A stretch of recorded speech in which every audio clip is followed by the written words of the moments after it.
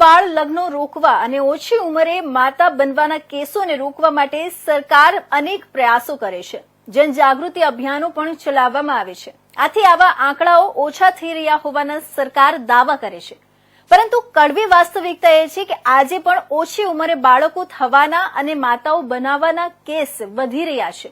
માત્ર ધરમપુર અને કપરાડા તાલુકામાં સહિત વલસાડ જિલ્લામાં એક વર્ષમાં 1500 થી વધુ કુમળી વયની તરુણીઓ અને સગીરાઓ માતા બની હોવાના ચોંકાવનારા આંકડા બહાર આવ્યા છે। માત્ર કપરાડા તાલુકામાં જ એક વર્ષમાં 907 જેટલી 15 થી 18 વર્ષની ઉંમરની માતાઓ બની હોવાનો સત્તાવાર રીતે આંકડા નોંધાયા છે, જે ચિંતાનો વિષય છે। શું છે આ કારણ અને સમાજ કેટલો ચિંતિત છે?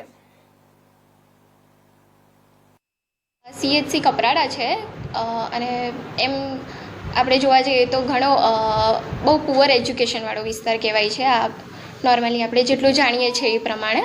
અને નોર્મલી અહીંયા માતાઓ અંડર એજમાં આવે છે, મતલબ 18 કરતાં ઓછી ઉંમરે આવે છે। અને અહીંયા દર વર્ષે લગભગ દર મહિને 52 ગયા મહિને 52 જેટલી ડિલિવરીઓ થઈ છે। એના પહેલાં લગભગ 120-130 ડિલિવરીઓ થતી, પણ હવે જે સરકારના નવા ક્રાઇટેરિયા છે, જે હાઈ રિસ્કવાળા જે ક્રાઇટેરિયા નીકળ્યા છે, એના લીધે હવે બધા જે હાઈ રિસ્કવાળા પેશન્ટ છે એ આગળ સિવિલમાં રિફર થાય છે, સિવિલ વલસાડમાં રિફર થાય છે। સો હવે અહીંયા ડિલિવરીઓ 52 જેટલી ગયા મહિને થઈ છે। દર મહિને અહીંયા અંડર એજમાં 10 થી 12 મહિલાઓ તો હોય જ છે। રીઝન મોસ્ટલી એવું હોય છે કે એ લોકો ઓલરેડી રિલેશનશિપમાં હોય છે, જે નાના એજના છોકરાઓ છોકરીઓ રિલેશનશિપમાં હોય છે। અહીંયાના જે સગાવાળા મતલબ એમના ઘરે ખબર જ હોય છે કે જોડાયેલા છે, અને એવી રીતે એ લોકો સામાજિક રીતે મતલબ સગાઈ કરેલી હોય છે એ લોકોની, એવી રીતે। અને મોસ્ટલી એ રીઝનથી અહીંયા આવે છે અંડર એજમાં। રિસ્ક ઘણું હોય છે, જેમ કે માતાને ઘણું રિસ્ક હોય છે, બાળકને ઘણું રિસ્ક હોય છે। હવે મોસ્ટલી અંડર એજમાં આવે છે એટલે મોસ્ટલી તો વજન ઓછું હોય માતાનું, એટલે હવે જે સરકારની નવી ગાઈડલાઈન નીકળી છે કે લો મેટર્નિટી વેટ પ્રમાણે કે જો 6ઠ્ઠા મહિને 42 કરતાં ઓછું વજન હોય તો આપણે એને આગળ હાઈ રિસ્કમાં ગણીએ, મતલબ હાઈ રિસ્ક ક્રાઇટેરિયામાં આવી જાય છે, તો આપણે એને વલસાડ સિવિલ રિફર કરીએ છીએ નોર્મલી।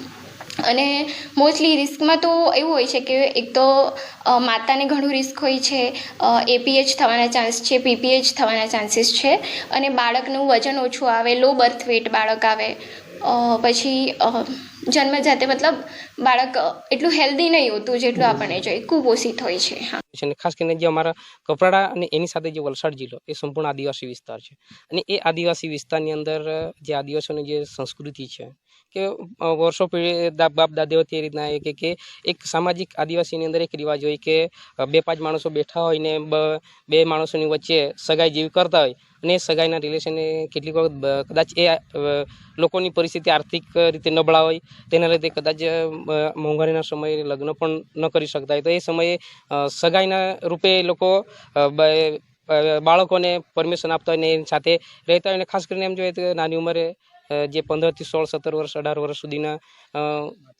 માતાઓ જે સગર્ભા થતી હોય, અને એના ખાસ કરીને જે પૌષ્ટિક આહાર જે રીતે મળવો જોઈએ એ પણ નથી મળતો, એના કારણે કદાચ ઘણા બધા બાળકો પણ કુપોષિત જન્મે છે, અને માતા મરણનું પણ પ્રમાણ વધી જાય છે।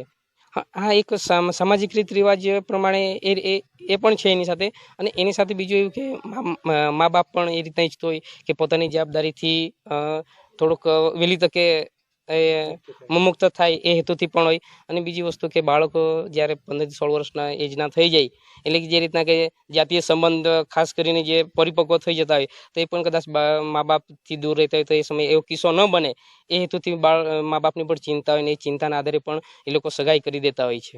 આમ સાહેબ, એક આ સૌથી વધારે મોટી સમસ્યા કે એને નાની ઉંમરે જો લગ્ન થતા હોય તો એનું માતા મરણનું પ્રમાણ વધતું હોય છે, અને એના કારણે આવનારા સમયની અંદર પણ આ પ્રમાણ વધે એવું અમને દેખાય। પણ એવું લાગે છે કે આના માટે એક યોગ્ય શિક્ષણ લેતા થઈ જાય, બાળકો શિક્ષિત બને, અને એ શિક્ષણની સાથે સાથે મને એમ પણ લાગે છે કે જાતીય શિક્ષણ પણ એ લોકોને મળી રહે, અને એના પણ કદાચ એવા સમજણ મળે ને એવા કાર્યક્રમો થાય કે જેથી કરીને આવા જે નાની ઉંમરે થતા લગ્ન અને એ લગ્નના કારણે જે સગર્ભા બહેનો ઓછી ઉંમરના થાય છે એમાં ઘટાડો આવી શકે. અને મોસ્ટ ઓફલી એમ હવે અત્યારે શિક્ષણ જેવું વધ્યું છે અને થોડું ઘણું પ્રમાણ પણ ઘટી રહ્યું છે. અને આવનારા સમયની અંદર સરકાર પણ પ્રયાસો કરી રહી છે અને જે સામાજિક રીતે જે આગળનો છે એ પણ પ્રયાસો કરી રહ્યા છે, લોકોને સમજાવી રહ્યા છે કે નાની ઉંમરે થવાના કારણે, લગ્ન થવાના કારણે ઘણા બધા માતા મૃત્યુ પણ થાય છે. અને એના કારણે અત્યારે બાળકો જે યુવાનો છે એ યુવાનો પણ હવે થોડાક ભણવાના આગ્રહ રાખે છે અને પ્રમાણ પણ થોડું ઘટતું જોવા મળી રહ્યું છે. હાલમાં અમારે સગર્ભા જે નોંધણી થાય છે અર્લીમાં થાય છે તો અમારું ગુજરાત સરકારનું ટેકો સોફ્ટવેર છે એમાં અમારે નોંધણી થઈ જાય છે. જે 15 વર્ષથી જેટલી ઉપરની એ બધાની નોંધણી થઈ જાય છે. વર્ષે અમારી 7,000 જેવી સગર્ભાની નોંધણી થાય છે. એમાંથી 6,500 જેવી અમારી ડિલિવરી થાય છે આખા વર્ષમાં. 15થી એઝ પર ટેકોના રિપોર્ટ પ્રમાણે આપણે 15થી 18નું જોઈએ તો 907 જેવા આપણા ડેટા નીકળે છે. અહીંયા સર આદિવાસી છે, થોડું કલ્ચર બી એવું છે, ભણવામાં થોડું અડધું છૂટી જતું હોય તો એના કારણે એ લોકો લિવ ઇન રિલેશનમાં રહેતા હોય છે. એટલે એના લીધે એ લોકો પ્રેગ્નન્સી બી રહે છે.